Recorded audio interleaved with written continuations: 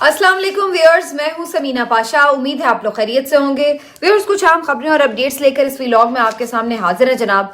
एक तो आपको बताएंगे कि आज बड़ी अहम डेवलपमेंट्स हैं कुछ कोर्ट से भी। असद तूर साहब की जमानत मंजूर हो गई फाइनली। उनकी रिहाई जब तक आप ये देख रहे होंगे मुमकिन है अमल में आ चुकी हो। इसी तरह से आज ये भी हुआ मामला कि जो केसेस हैं उसके हवाले से इमरान खान साहब की एक केस में बरीयत हो गई है, वो बड़ा इंपॉर्टेंट है, आपके साथ शेयर करेंगे।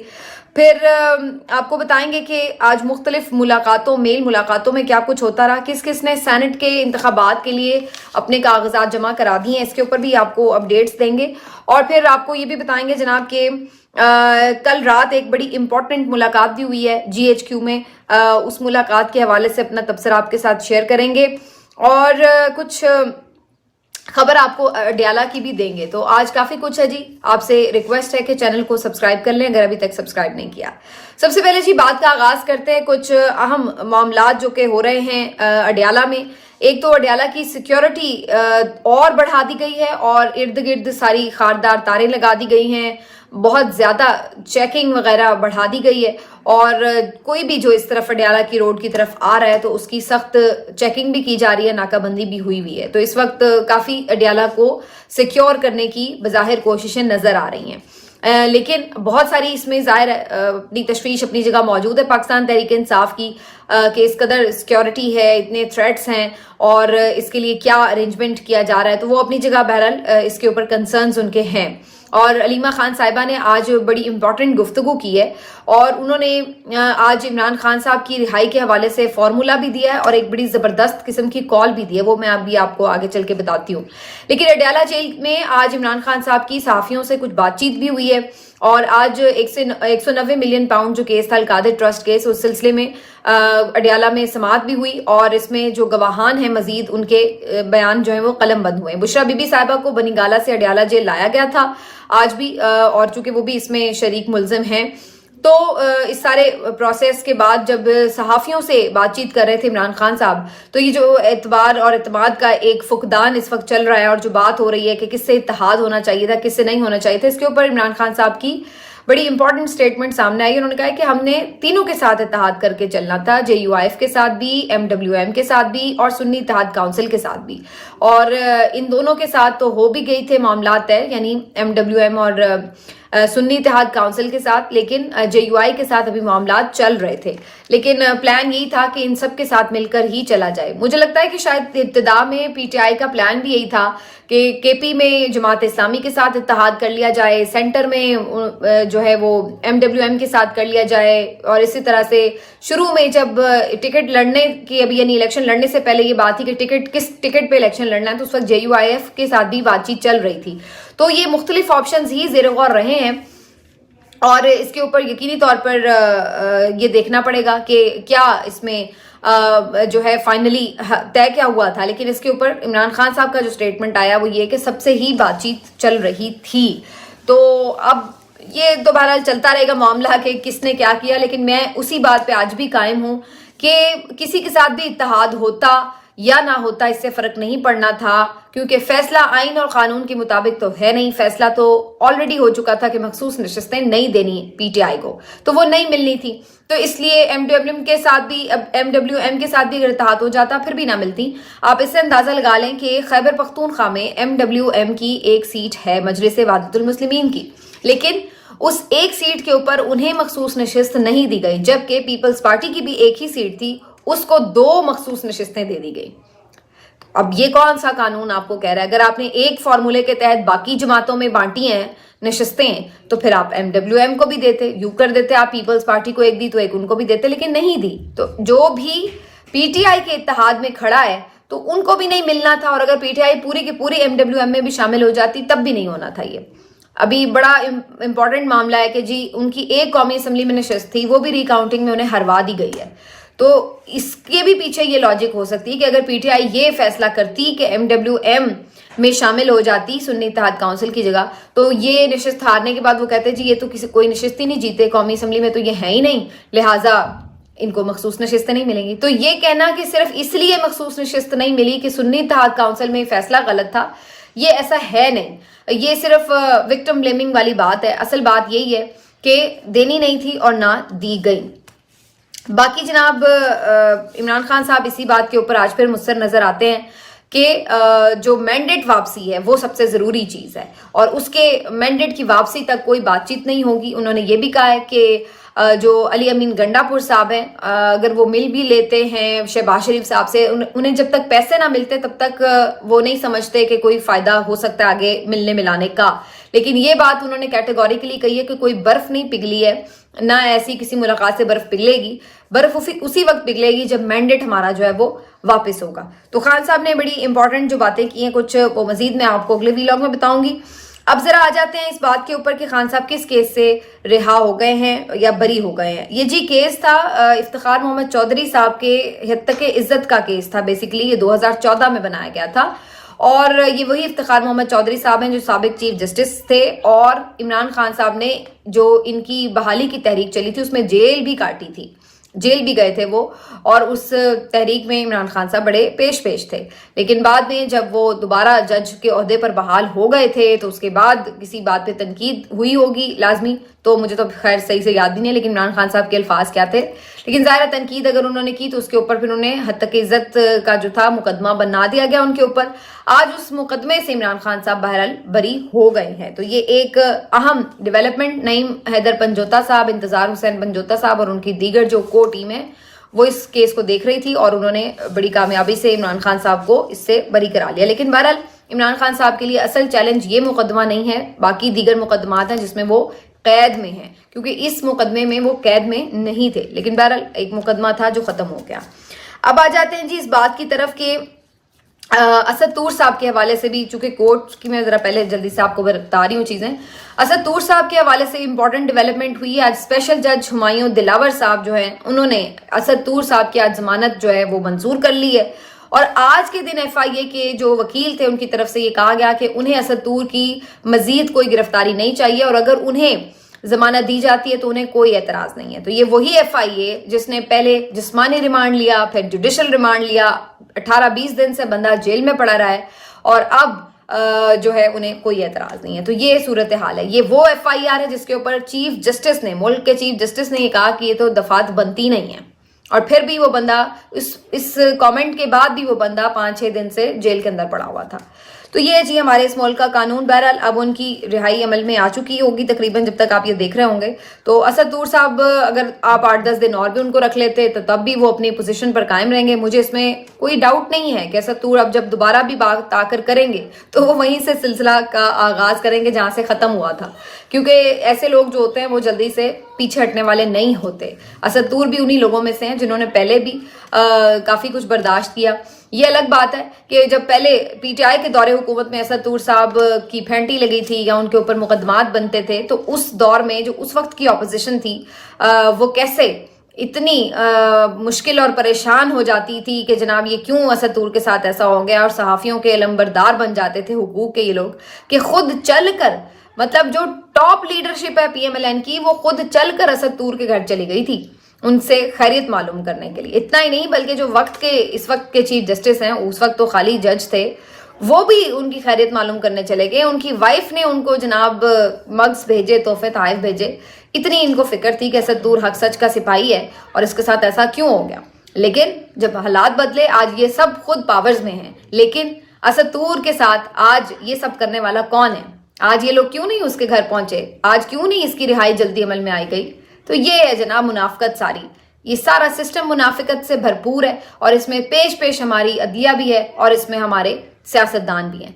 और अब मेरा ख्याल है असद तूर को भी अच्छी तरह समझ आ गई होगी कि ये लोग जो कल इनके साथ खड़े थे आज किस तरह इनके मुखालिफ खड़े हैं। और असद तूर अपनी जगह पर अपनी प्रिंसिपल स्टांस के ऊपर उस वक्त भी खड़ा था और आज भी खड़ा है।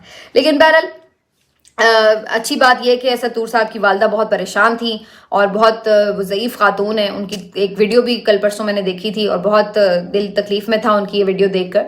तो अच्छा है कि उनका बेटा उनके पास वापस आ जाए। और बहरहाल ये अभी अगर आप समझें कि ये यहाँ पर मामला रुक जाएगा तो ये ऐसा नहीं है। आज असद तूर तो रिहा हो गए लेकिन कोई और पकड़ा जाएगा, जो बोलेगा वो पकड़ा जाएगा और ये सिलसिला इस तरह ही चलता रहेगा जब तक कि आपका जो सिस्टम है इस बात को रियलाइज ना कर ले कि हमने अपने अमाल दुरुस्त करने हैं। अमाल की तनकीद करके निशानदही करने वालों को दुरुस्त नहीं करना, बल्कि अपना सॉफ्टवेयर अपडेट करना है। आप दूसरों के सॉफ्टवेयर अपडेट करना छोड़ें, अपना सॉफ्टवेयर अपडेट कर लें। आप लोग बहुत पुराने किसी सॉफ्टवेयर में अभी तक फंसे हुए हैं, आपका जो पूरा ओवरहॉलिंग होने वाली है, तो अपना सॉफ्टवेयर प्लीज आप लोग अपडेट कर लें और जदीद तकाज़ों से खुद को हम आहंग कर लें। ये 80s 90s वाली हथकंडे सियासत, ये सब चीज़ें आप छोड़कर अगर इस तरफ आएँ तो मेरा ख्याल है न सिर्फ आपको इफाका होगा, आपके इमेज को इफाका होगा, बल्कि मुल्क को भी इफाका होगा, मुल्क भी आगे बढ़ सकेगा।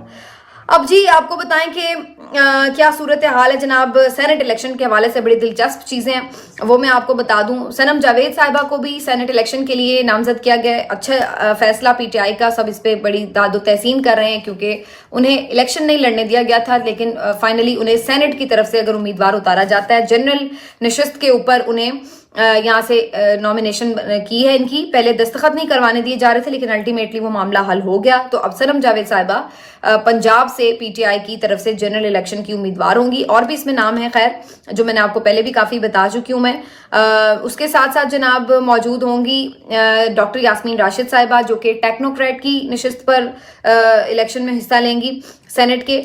और उसके साथ साथ बाकी मुराद सईद साहब के हवाले से जो मैंने आपको बात बताई थी खबर, वो कंफर्म हो चुकी है, उनके भी कागजात जमा हो चुके हैं। और साथ साथ फैसल जावेद साहब ने दूसरी दफ़ा के लिए भी कागजात जमा करा दिए हैं। और भी जो कागजात हैं अब वो सामने आ चुके हैं। अजहर मशवानी साहब के कागजात जमा हो गए हैं। उनकी तरफ से बड़ी सोशल मीडिया की तरफ से सपोर्ट मिल रही थी कि उनके कागजात जमा होने चाहिए। और उनकी फैमिली ने वैसे काफ़ी प्रॉब्लम्स देखे हैं, खुद भी वो लापता हुए, उनके भाई बहुत अरसा गायब रहे और फिर उनकी फैमिली ने बड़े क्राइसिस देखे उनके ओवरऑल जो बिजनेस हैं उसके हवाले से। और जिस तरह सबसे बड़ा तो ज़ाहिर क्राइसिस यही था कि कितने महीने तक उनके जो भाई थे वो लापता रहे थे। तो ये सारी कहानी अजहर मशवानी साहब को जो है नामजद कर दिया गया, ये भी एक अच्छी पेशरफ्त है। उमर सरफराज चीमा साहब कवरिंग कैंडिडेट हैं, लेकिन इसके ऊपर शायद मैंने ये चेक नहीं किया, लेकिन कुछ कानूनी आ रहा है ये सामने मैंने देखी आते हुए कि चूंकि वो गवर्नर रह चुके हैं तो 2 साल तक वो कोई इलेक्शन नहीं लड़ सकते थे या कोई इस तरह की पार्लिमानी ओहदा नहीं ले सकते थे। बहरहाल ये अब दिलचस्प बात आपको बताती हूँ कि एक और पार्टी है इलेक्शन कमीशन में रजिस्टर्ड नहीं है, लेकिन वो मुल्क की सबसे तगड़ी पार्टी है और उस पार्टी का उम्मीदवार कोई नहीं हार सकता, ये आप अंदाजा लगा लें। तो ये अब 3 उम्मीदवार तो ऐसे हैं साफ साफ जो कि इस पार्टी से ताल्लुक रखते हैं। बजाय ये उम्मीदवार, चूंकि ये पार्टी रजिस्टर्ड नहीं है तो आज़ाद हैसियत से हिस्सा ले रहे हैं, लेकिन आप देखिएगा कि कैसे ये जो दोनों इस वक्त बड़ी पार्टियां हैं हुक्मरान इत्तेहाद की, वो भी और दीगर छोटी पार्टियां भी, ये किस तरीके से इन आज़ाद उम्मीदवारों के ऊपर वारी सदके जाएंगी और इनको अपने वोट देकर जितवाएंगी। ये आज़ाद उम्मीदवार 3 कौन से हैं जो सबसे तगड़ी पार्टी से हैं? इनमें जनाब एक हैं फैसल वावडा साहब, दूसरे हैं मोहसिन नकवी साहब, तीसरे हैं अनवारुल हक काकड़ साहब। तो समझ तो आप गए ही होंगे कि ये कौन सी पार्टी है जिससे ये तीनों उम्मीदवार ताल्लुक रखते हैं। मोहसिन नकवी साहब तो आपको मालूम है कि वैसे ही आंख का तारा है और सही मानों में आंख का तारा है, और उन्हें जो खिदमात उन्होंने अंजाम दी पंजाब में, उसके बाद उन्हें वजीर दाखिला बनाने का फैसला किया गया और सीट पक्की रखने के लिए उन्हें सेनेटर भी बनाया जा रहा है। उनसे जब ये पूछा गया कि भाई आप तो आज़ाद उम्मीदवार की हैसियत से हिस्सा ले रहे हैं, आपको वोट कौन देगा? तो उन्होंने कहा लेकिन आपको सब वोट देंगे, ये जादू क्या? तो उन्होंने कहा अच्छी बात है। तो पता उन्हें भी है कि सब लाइन में लगकर उनको वोट देंगे, बल्कि सुबह से शाम तक अगर उन्हें हुक्म दिया जाएगा कि खड़े हो जाओ और सुबह से शाम तक खड़े रहना, उसके बाद वोट कास्ट करना, तो आप देखेंगे कि ये जो दोनों जमातें इस वक्त इस्टेब्लिशमेंट की गोद में बैठी हुई, ये सारा दिन लाइन में खड़ी होकर भी मोहसिन नकवी को वोट दे देंगी। इसी तरह अनवारुल हक काकड़ साहब जो आपको मालूम है, उन्होंने भी बड़ा सर्व किया एज ए निगरान प्राइम मिनिस्टर। तो पहले भी वो सेनेट में थे, दोबारा अब उन्हें सेनेट में लाया जा रहा है। और फैसल वावडा साहब जो है उन्होंने भी सर्व किया। उन्होंने जरा मीडिया पर बड़ा सर्व किया कि मीडिया की जो महाज था वो उन्होंने संभाले रखा और खुद साख्ता तर्जुमानी भी की।